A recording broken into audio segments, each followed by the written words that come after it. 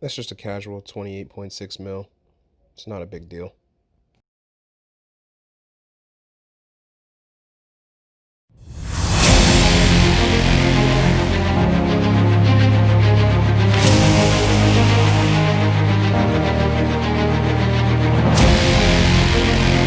Where is she? Where is the loading? Hey guys, so this is the Eclipsing shot Ivara.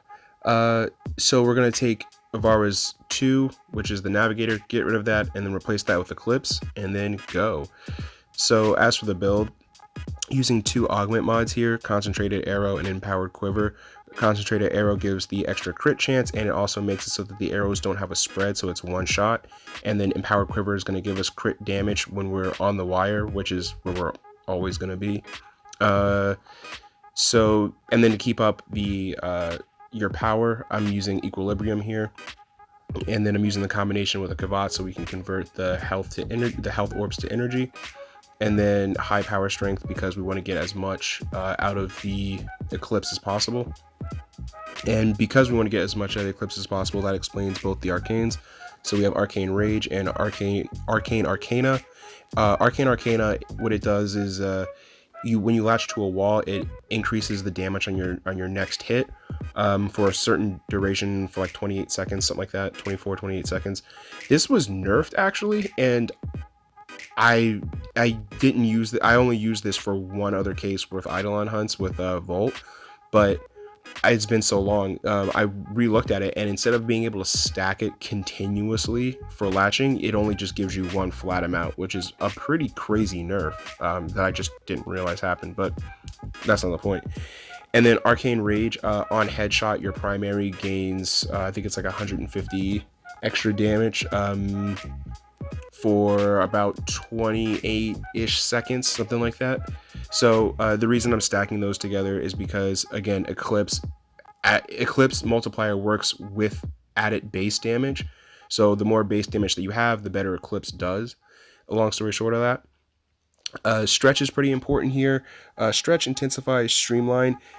Now, this is just what I went with here, but there's definitely customization here where, like, you know, maybe you want less range to hit, fewer enemies, but you want prime flow in there, or maybe you want to keep that range, get rid of intensify.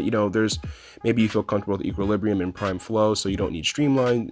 There's some variation that you can do in here, but overall what's happening is we're just stacking Eclipse with the concentrated arrow shot, and then that's going to stack with our arcanes, and then make sure we're going to be in the light on the dash wire, and then yeah, we just combine all of that, and then it nukes everything. So that's pretty much all there's to say for that. So as for the gameplay side of it, this build relies heavily on getting headshots. Well, I'm sorry, let me rephrase that. It relies completely on getting headshots.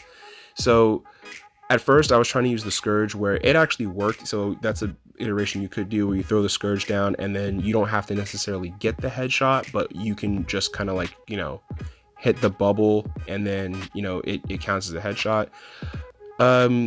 I found using the miter to be way better for this. Well, for MOT specifically.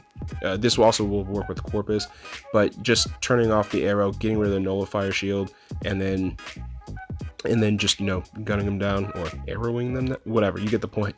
So the better method that I saw here was to just put them all to sleep, because you have a big radius. So just put them to sleep, aim at one, get a headshot, and you have time because they're asleep, and then it just goes through everything. So you'll see the build for the miter. Miter's not really, there's nothing to it. All you need is the neutralize injustice, and then you're good there. And then as for the arrow, wow, Ivara's bow, Artemis bow, I think it's called. Anyway, so what I have on there is just your base damage increases, your multi-shot, your crit chance, and then I have adhesive blast on there. Now, I was trying, it seemed like the radius, you'll see here in the video, but it seems that in the radius that it exceeds the 10 meters that I should have.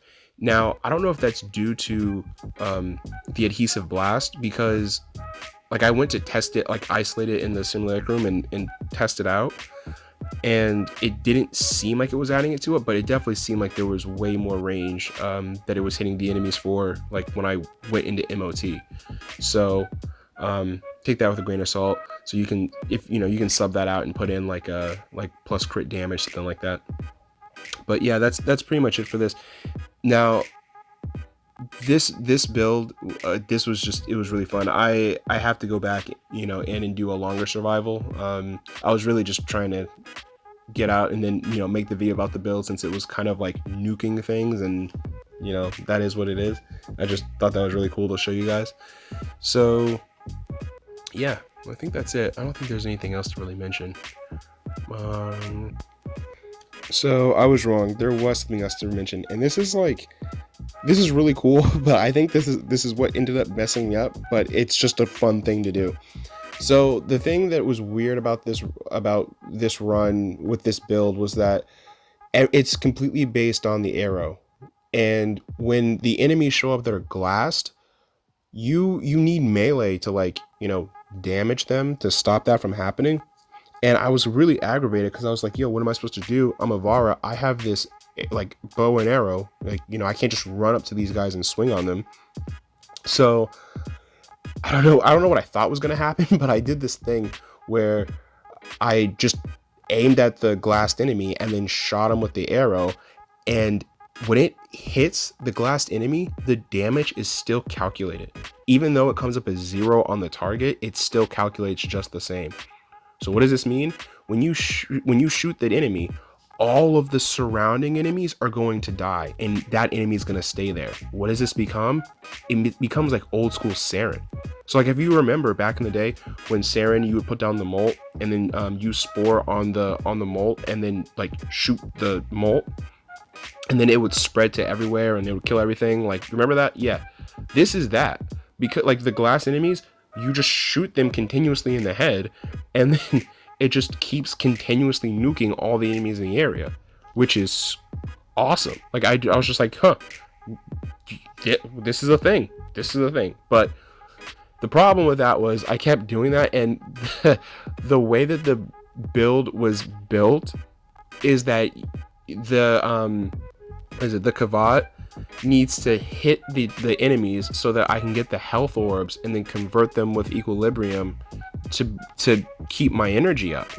But because I was hitting the glass target and it was nuking everything in the surrounding area, the Kavat didn't have targets to hit, so I couldn't really keep energy up, and that's when I like start to struggle. But like, it was so cool though. Like, you know what I mean? Like, what am I gonna do? Not do the cool thing? That doesn't make sense. So yeah, that's just a cool mechanic that happened. So yeah, that's that. Peace.